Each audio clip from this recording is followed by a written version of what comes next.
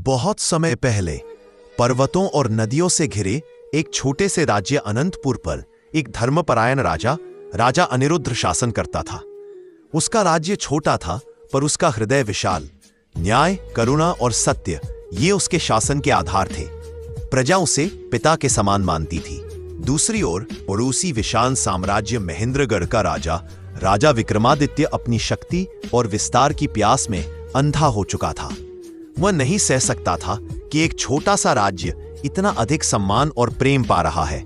राजा विक्रमादित्य ने सत्ता और अहंकार में डूबकर छोटे से अनंतपुर को मिटाने का निश्चय किया। उसने बार बार सैनिक भेजे, योजनाएं बनाई, गुप्तचर तैयार किए, पर हर बार धर्मपरायण राजा अनिरुद्ध अपनी बुद्धि, संयम और वीरता से उन चालों को विफल कर देता। राजा विक्रमादित्य को यह स्वीकार नहीं था कि धर्म की रक्षा करने वाला एक छोटा राजा उसके विशाल साम्राज्य के सामने खड़ा रहे। उसने छल कपट, मिथ्या प्रचार, प्रजा में विद्रोह फैलाने तक का प्रयास किया, पर अनिरुद्ध के चरित्र की सच्चाई इतनी गहरी थी कि कोई षड्यंत्र टिक नहीं पाया। आखिरकार क्रोध और जलन ने विक्रमादित्य को इतना अंधा कर दिया कि उसने धर्म की सभी सीमाएं लांघ दी। उसने मंदिरों को जलाया, किसानों को प्रताड़ित किया, निर्दोषों पर अत्याचार किए, यहां तक कि अनिरुद्ध के परिवार को भी नुकसान पहुंचाने का प्रयास किया। अब यह सिर्फ दो राजाओं का संघर्ष नहीं रहा, यह धर्म और अधर्म की भिड़ंत बन चुका था। राजा अनिरुद्ध के दुख और संघर्ष की खबर उसके मित्र राज्य सूर्यवर्त के धर्मपरायण शासक राजा देवव्रत तक पहुंची। दोनों बचपन के साथी थे, दोनों सत्य और नीतियों के अनुयायी।